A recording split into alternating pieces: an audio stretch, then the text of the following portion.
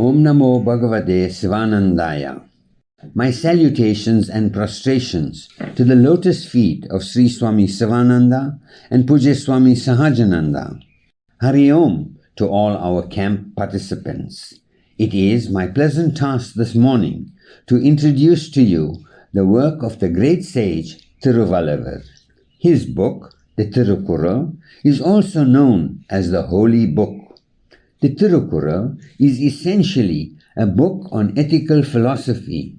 It portrays a way of life and lays down a code of conduct which one could live by.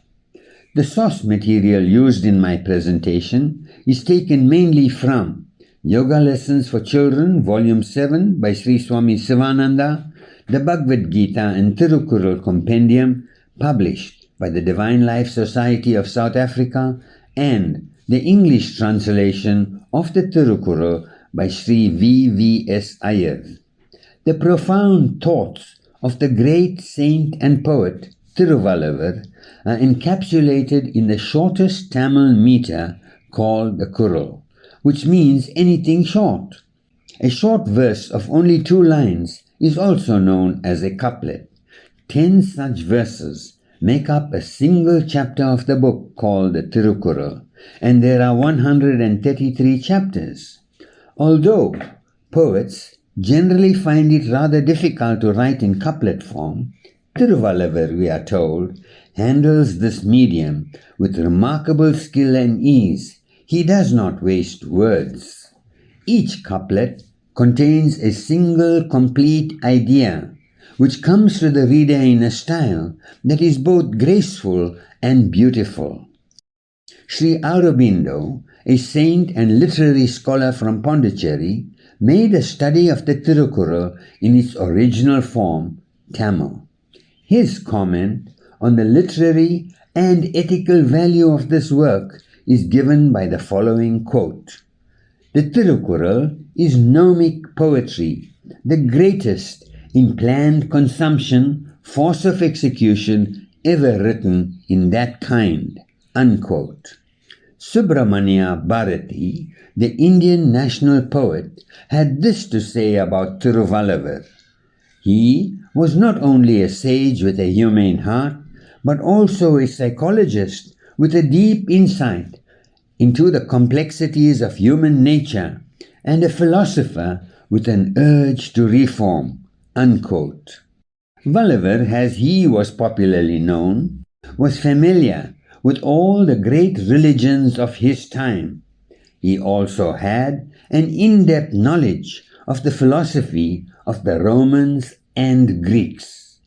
It was against this background that the Kural was written, not as a patchwork of borrowed ideas, but as a work in which he makes an earnest appeal to all mankind to live a life governed by humanistic and ethical codes of conduct.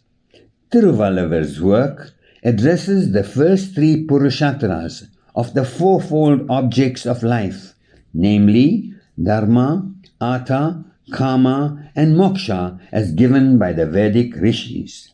He presented them in 3 sections of the Tirukkural, known respectively as Aruttupal, Puruttupal and Kamattupal.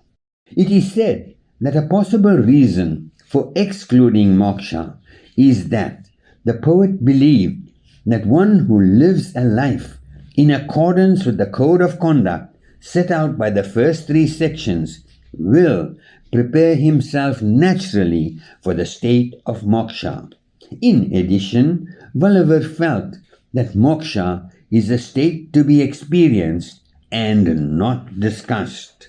Within the 3 sections of this work, Walliver lays down a code of conduct for householders, ascetics, those in governance, and other leaders in society. What is significant in this regard is that whilst Tirukkural is theistic, advocates worship, and is completely non-denominational, his emphasis throughout the book is not on belief, but on right behavior, social as well as personal conduct for all people under all circumstances. While a strong thread of ethical approach runs through the entire work, Walliver does realize that what is right under certain circumstances need not necessarily be right under all situations and for all people. He recognizes that the duties and obligations of different people to themselves and to society are not necessarily the same. It is indeed a humanistic and ethical piece of work which shows an understanding of the weaknesses of human nature and the temptations to which man is subject. However, it cannot be overemphasized that the conduct he prescribes is based on reason from a standpoint of pure ethics. His philosophy is universal. His philosophy is an address to all mankind. In this regard, we are reminded of what our Master Sri Swami Sivananda has to say on ethics. Ethics, says Gurudev, is the touchstone of true wisdom. A simple way to distinguish the real flower from the paper flower is the fragrance. Ethics is the fragrance of wisdom. Dear devotees, please note that in this brief presentation, I will certainly not do justice to a work of this magnitude, a volume of 133 chapters. This, therefore, will be a mere attempt to elaborate on a few ideas in the time given to us. Our focus, therefore, will be highlighting selected verses that can most help the world at large right now and present it in a form suitable to our current state of mind, as well as the spiritual needs of present-day society. Let's get started. The Tirukkural begins with verses in praise of God, simply referred to as the Supreme Power, the Wise One, the Incomparable One, the One without equal, and the Lord who is the ocean of virtue and righteousness. Listen to the following two opening verses. 1. A is the starting point of all the world of sound. Even so is the Ancient One Supreme, the starting point of all that exists. 2. Of what avail is all thy learning, if thou worship not the holy feet of Him of pure intelligence? This view of the divine, an acknowledgement of a non-specific supreme being, is akin to the universal prayer written by Sri Swami Sivananda, where Gurudev addresses the Lord as, O adorable Lord of mercy and love. In this way, both the universal prayer and the Tirukkural remain universal, whilst recognizing the presence of a supreme divine power, a secular stance is still maintained. Note, neither ventures to propound the tenets of a particular religion or Godhead. Verse 5 reads, Behold the men who sing earnestly the praises of the Lord. They will be freed from the pain engendering fruits of action, both good and evil. This verse reminds us of Pujya Swamiji, who encouraged us to sing not only the dining room kirtans, but to repeat the divine name as often as possible. Even though the Kural remains completely non-denominational throughout, it does recognize distinctions within society. However, it is important to note that distinctions based on caste are not mentioned anywhere in the entire work. Reference is often made to high and low. What then is meant by high and low? The basis for this distinction is clearly made with great emphasis that it is not dependent on birth, wealth, or social status, but rather on conduct, character, and wisdom. Gulliver says, living beings are all alike at birth. The difference comes from acts of special worth. In verse 972 we read, the manner of birth is the same for all men, but their reputations vary because they differ in the lives they lead. Let us now reflect on our life on earth. A significant point of note is that the Kural is mainly concerned with the present and this world.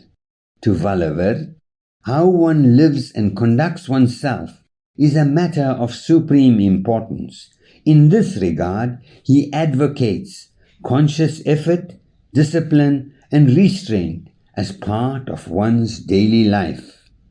From the relevant couplets that we read, we are given to understand from the Kural that life on earth is but a passing phase in one's existence.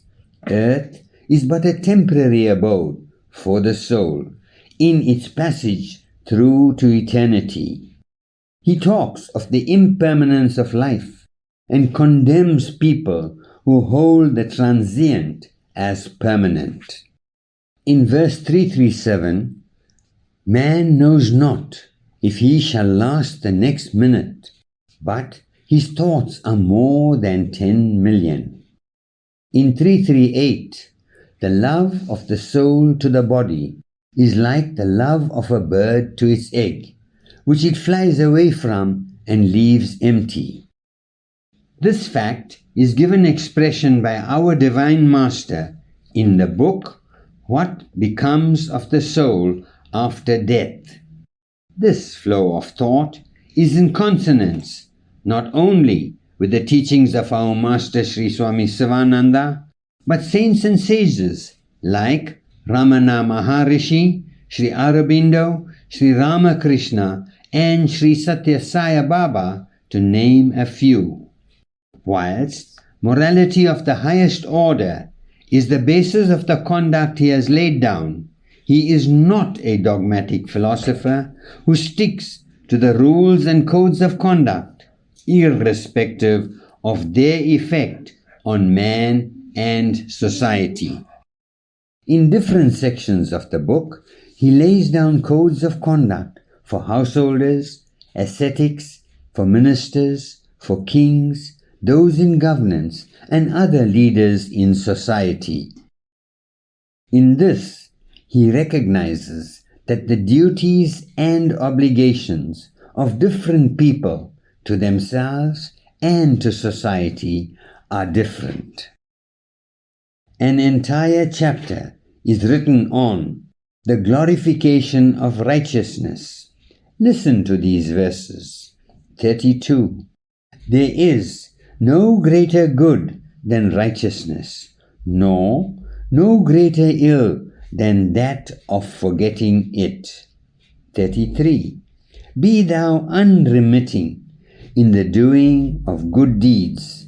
Do them with all thy might and by every means.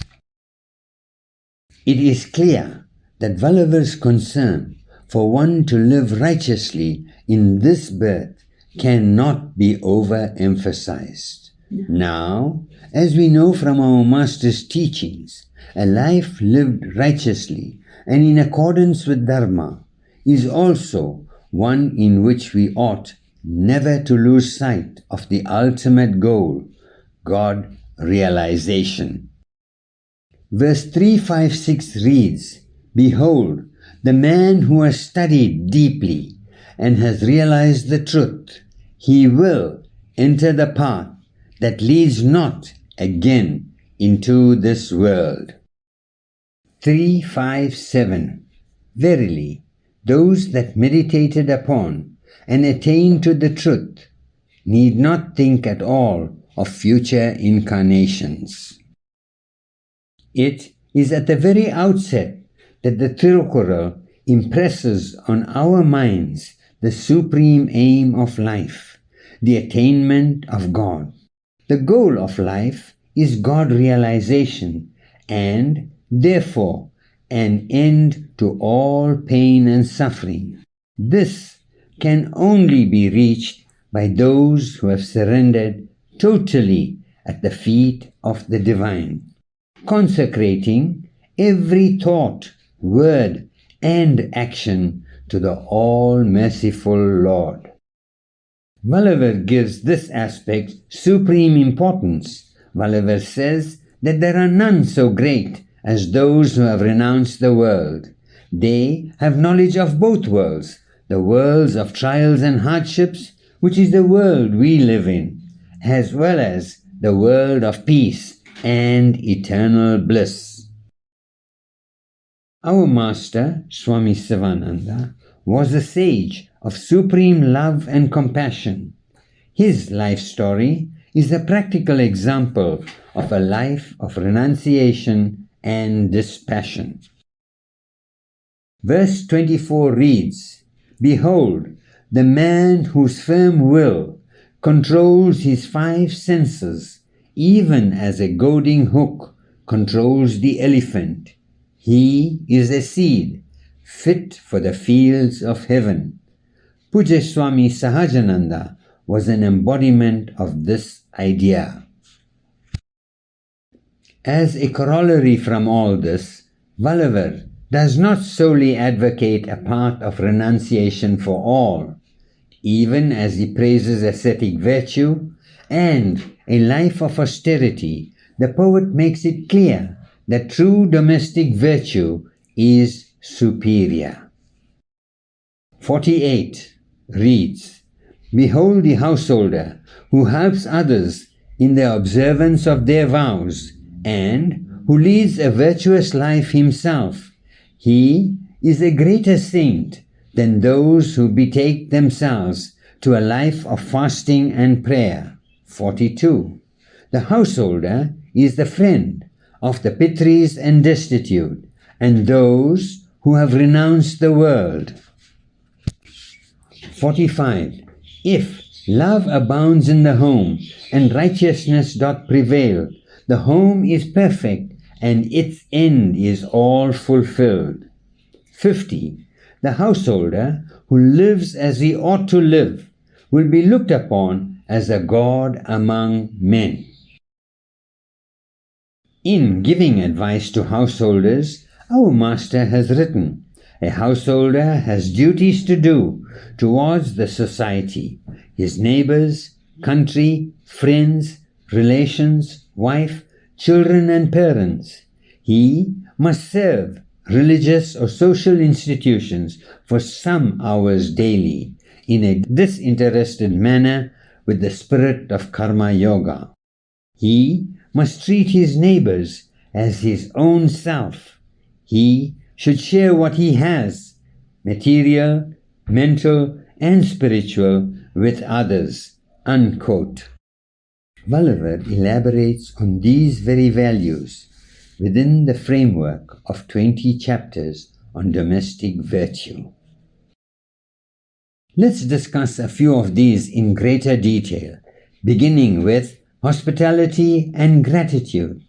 Whilst we often take a simple virtue like hospitality for granted, it is possible that in our preoccupation with the ills of this world, little attention is given to this virtue. Yes, one can agree that being hospitable is natural to us in our homes, wherein the guest is God. However, the Tirukkural addresses itself to all mankind. Verse 83 reads, "No evil can befall the man who never fails to honor the incoming guest." 84. "Behold the man who receives the worthy guest with his best smile. Mother Lakshmi delights to abide in his home." Hospitality is often termed a social virtue. Gratitude, on the other hand, is a social strengthening quality because it requires of us to see how we have been supported and affirmed by others. Giving thanks and expressing gratitude is one of the oldest concepts in society. Of all the soul-destroying sins, ingratitude is the very worst according to Vallabha. Verse 110, there is redemption for men who are guilty of every other crime, but the ungrateful wretch shall know of none. Once, when speaking on gratitude, Pujya Swamiji read a short story to us from Sri Aurobindo Ashram. I will relate a part of it here. The mother narrates a story of a grand party going on in a celestial palace of truth, to which all the virtues had been invited. Some of them were sincerity, courage, kindness, patience, and many others had also turned up, dressed up in the splendid robes. Finally, there came a shy girl in a very simple white dress, who was let in by the guards rather reluctantly. As she walked into the party, the high and mighty virtues were all busy chatting with each other. All were there, or so they thought, until they saw a newcomer, and nobody seemed to take notice of her. Eventually, Prudence stepped forward and told her that nobody at the party seemed to know her, and asked her who she was. The newcomer replied, "Alas, I am not surprised that I appear to be a stranger in this palace of truth, for I am so rarely invited anywhere. My name is Gratitude." It is significant that a sage of over 2000 years ago, as well as our modern saints, saw the need for this important virtue to be part of our lives. The concept of gratitude is especially important in the midst of a pandemic like COVID-19, when the world around us is unpredictable, overwhelming, and even dangerous, because it encourages us to look at life as a whole and to identify some amount of goodness in it. In order to show gratitude, we are forced to acknowledge that there are good things in the world, gifts, benefits, and kindnesses we have received. It allows us, even momentarily, to be consumed by the positive aspects of life. We should be grateful for the presence of a Guru and God in our lives. In our daily prayers, let us be grateful to our Master for his grace and protection. The exhortation, "Gurudev, please guide and protect me, Gurudev," is displayed in our ashram, compelling us to call for the protection of the Guru, lest we forget his presence. For this, we are grateful. Self-control is the mark that identifies a wise man.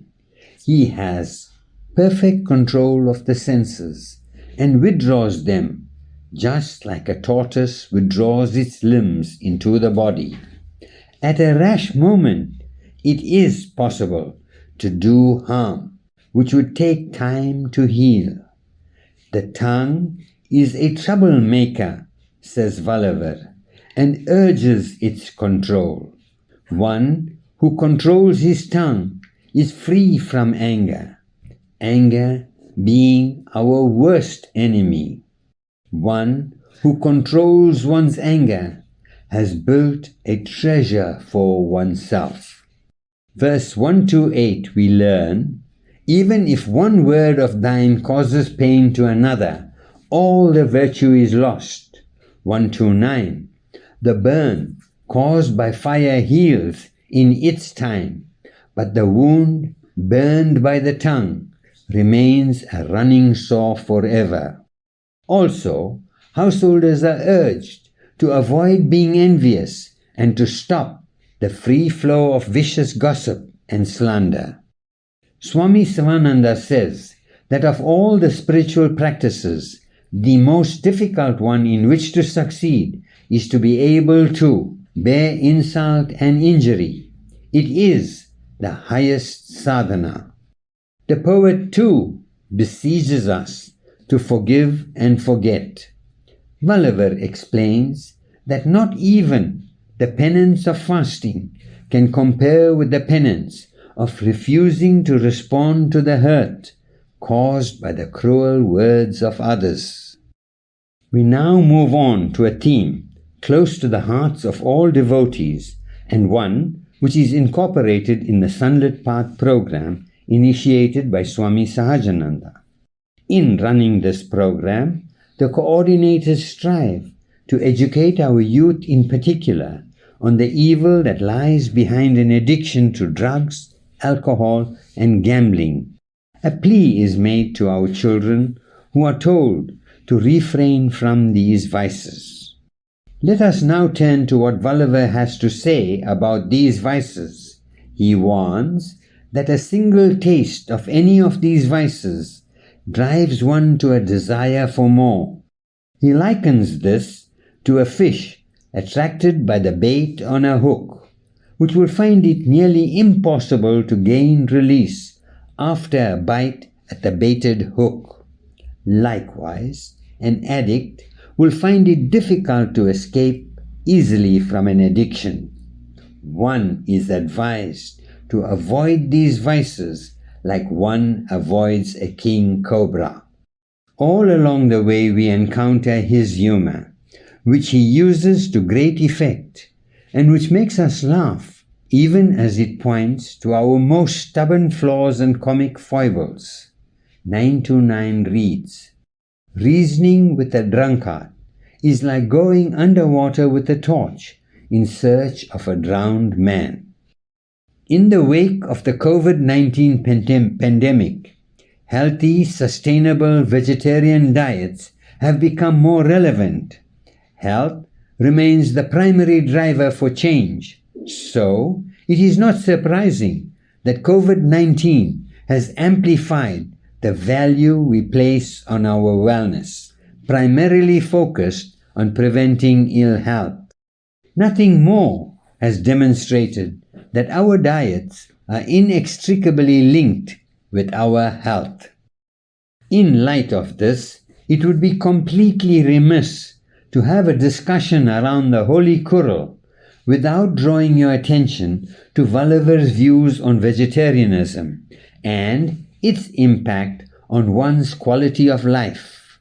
We remind ourselves that these verses on vegetarianism were composed 3 decades before the Common Era. 252 reads, "Thou can not find riches in the hands of the thriftless. Even so, thou can not find pity in the hearts of those that eat meat." 259. "To abstain from killing and eating of living beings is better than to perform 1,000 sacrifices in the sacrificial fire." Swami Sivananda reiterates these ideas in the following passages.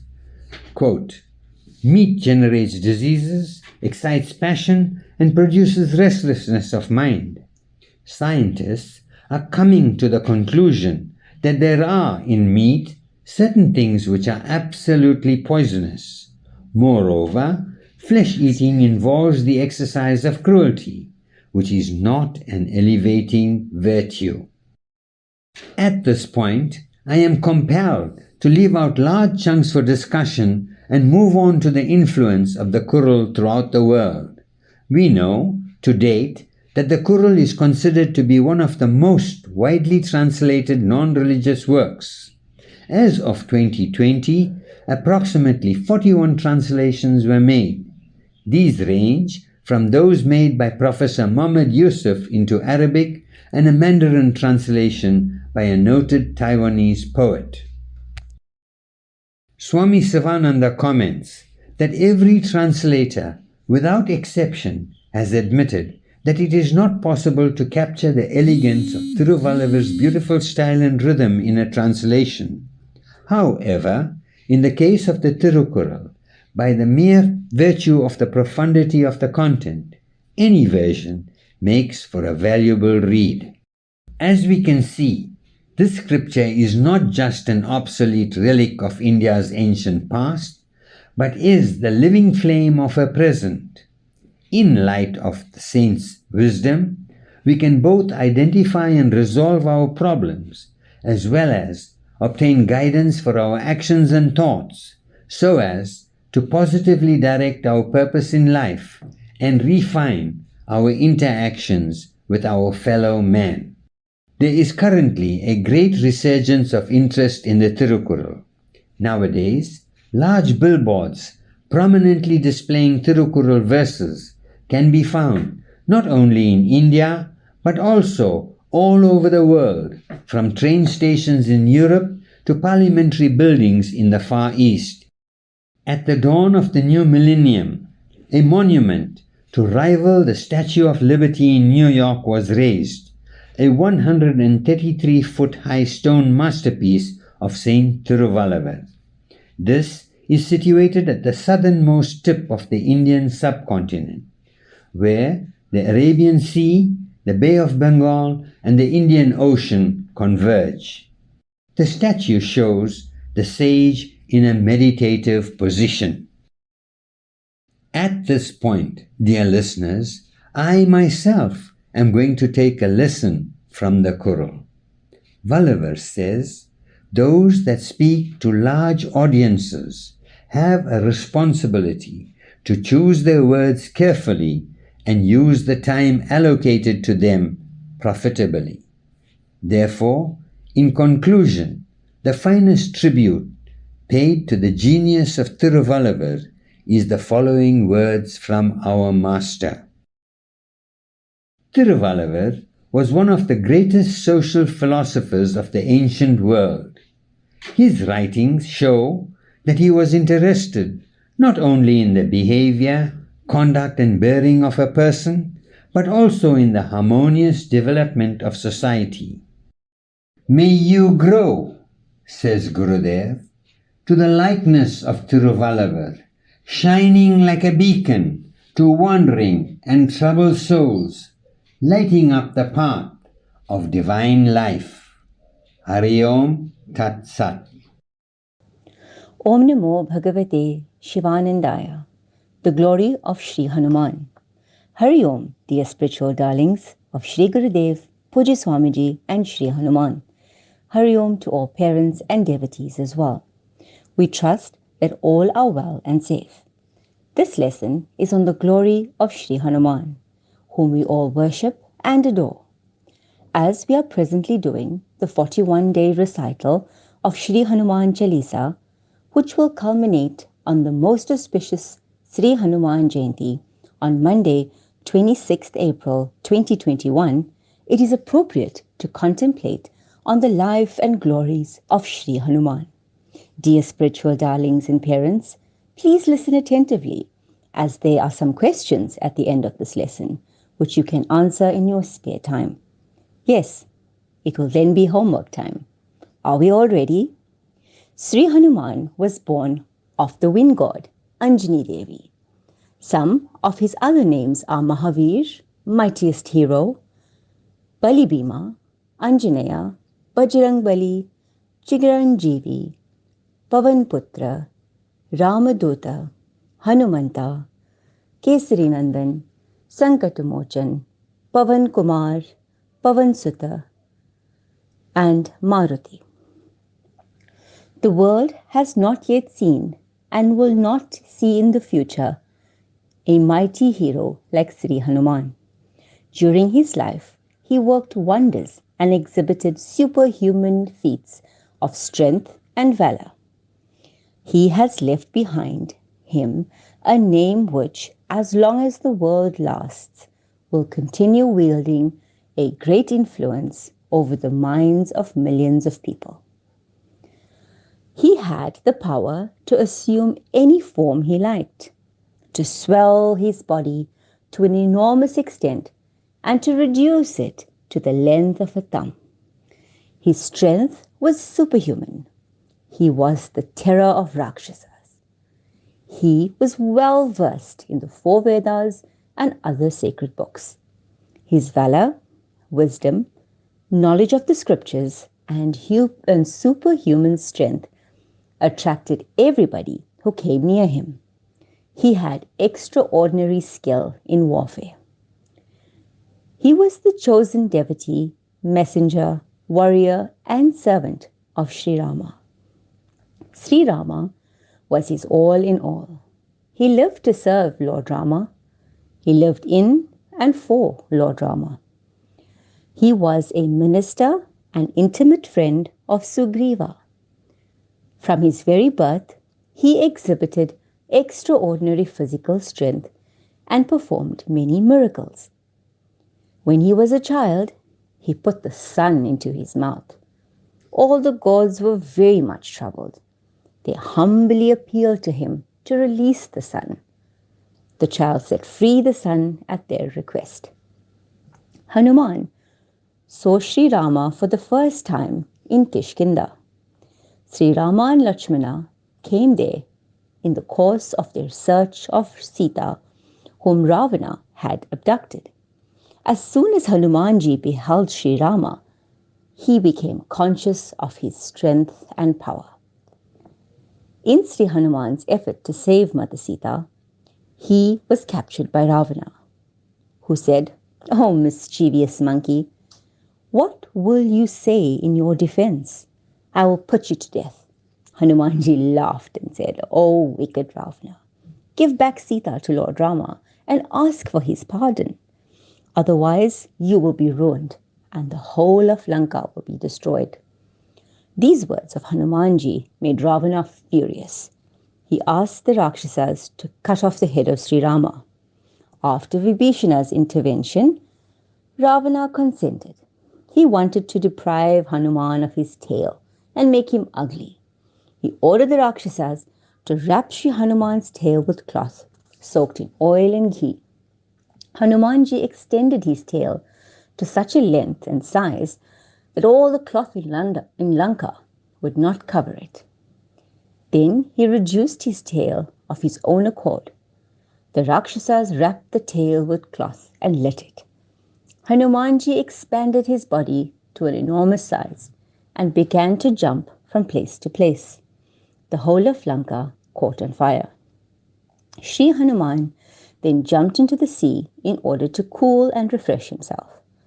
A drop of his perspiration fell into the mouth of a great fish, which gave birth to a mighty hero named Makaradwaja. Makaradwaja is considered the son of Hanuman. Thereupon, Hanuman went to Ashoka Grove and told Sita all that he had done. Thereafter, he crossed the sea and reached the city of Kishkinda. Hanuman gave Sita's ring to Lord Rama. Sri Rama rejoiced heartily. He praised Hanuman and embraced him, saying, "O mighty hero, I cannot repay your debt." In due course, the huge Vanara army, under the leadership of Sri Ram, built a bridge across the sea and waged war on Ravana. After Ravana was killed, Sri Ram and Mother Sita were reunited. Hanumanji flew back to Ayodhya to announce the return of Sri Ram, so that the preparations could be made to receive them. The coronation ceremony of Lord Rama, after he returned from exile in the forest, was celebrated with great happiness and pomp. Sita gave Hanuman a necklace of pearls of rare quality. Hanuman received it with great respect and began to break the pearls with his teeth. Sita and other ministers who were sitting in the council hall were quite astonished at this queer act of Hanuman. Sita asked Hanuman, "O mighty hero, what are you doing? Why do you break the pearls?" Sri Hanuman said, "O venerable mother, it is the most valuable necklace indeed, as it has come to me through thy holy hand. But I want to find out whether any of the pearls contain my beloved Lord Rama. I do not keep a thing devoid of him. I do not find him in any of these pearls." Upon Mother Sita asking Hanuman if he kept Lord Rama within him, Sri Hanuman immediately tore open his heart and showed it to Sri Rama, Sita, and others. They all found Lord Rama, accompanied by Sita, in the heart of Sri Hanuman. When Sri Rama ascended to his supreme abode, Sri Hanuman also wished to follow him, but the Lord asked him to remain in this world as his representative and attend to all the assemblies of men where discourses on his deeds were held and heard, and help his devotees in cultivating devotion. He is a Chiranjeevi, or one who is immortal. He is everywhere. He who has eyes and devotion beholds him and receives his blessings. Hanuman ranks first among the heroes of the world. His heroic deeds, wonderful exploits, and marvelous feats of strength and bravery are many. Some of his feats include: he was blessed with immunity from all types of weapons, spells, and projectiles. He has the ability to change his shape and size at will, that is, Garima and Lagima. Hanumanji was blessed with invincibility in the battlefield. He could not be defeated. He was blessed with immunity from fire and water. He was blessed to have complete control over his senses. He could travel to any distance at will. He could remain invisible. He could live without food and water for days. He was blessed with immortality and thus referred to as Chiranjeevi. He could foresee the future. He had the knowledge of various Shastras and Vedas. Hanuman could never be stopped from whatever he wanted to achieve in his fight for dharma, truth, and justice. Hanuman killed many notable demons in the Ramayana. He could have defeated and killed Ravana, but wanted this honor only for Sri Ram.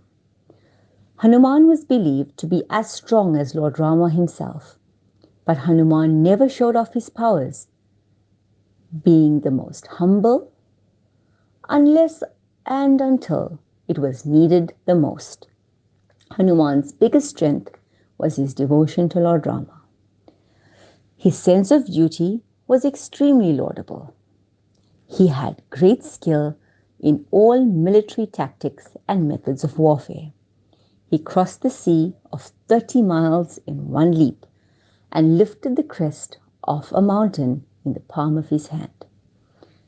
He gave up his life in the service of the Lord. He had not a tinge of selfishness in his actions. All his actions were offerings unto the Lord. No one reached the peak of Dhasa Bhava, that is, love and devotion of a servant, like Shri Hanuman.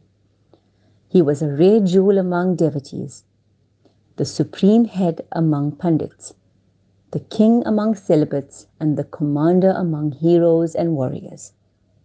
Glory to Hanuman, the blessed devotee of Lord Rama. May his blessings be upon all. Spiritual darlings and parents, as you are aware, we celebrate Sri Hanuman Jayanti, which falls on Chaitra Shukla Purnima, the March-April full moon day, on 26th April 2021. We in Divine Life Society began the 41-day recital of the Sri Hanuman Chalisa 11 times daily on 17th March 2021. Chalisa means 40. The Sri Hanuman Chalisa is the compilation of 40 verses in honor of Sri Hanuman. The recital will culminate on the most auspicious Sri Hanuman Jayanti on 26th April 2021. Have you pledged to do the 41-day recital? You have? Also, we will also be reciting the Sri Hanuman Chalisa 108 times on Sunday, 25th April 2021, from 5 a.m. to about 2:20 p.m. Please participate. Sri Hanuman will be greatly pleased and will bless us all. Pujya Swami Sahajananda urged us all to recite the Sri Hanuman Chalisa for protection, peace, purity, and world peace. Where Hanuman is, there is Shri Ram and Mother Sita. And wherever Shri Ram and Mother Sita are, praised and their deeds recited, there Hanuman is. Now it is question time, as promised earlier. Are you ready? You may jot down the questions and answer them later. Number 1. List 5 names of Sri Hanuman. Number 2. Can you provide 5 admirable qualities of Hanumanji? Number 3. What are some of the benefits of reciting the Sri Hanuman Chalisa? Number 4. What was Hanumanji's response when Mother Sita asked him why he was breaking the necklace beads? What does this action tell us about Sri Hanuman? Number 5. When and why do we celebrate Sri Hanuman Jayanti? May the blessings of our Divine Master, Sri Swami Sivananda, Pujya Swami Sahajananda, and Sri Hanuman be upon us all. Om Shanti, Shanti, Shanti. Hari Om, dear camp participants. Thank you for tuning into our Yoga Camp online lessons. Please note that satsang will commence at 11 a.m. and a WhatsApp link will be sent to you shortly. Om.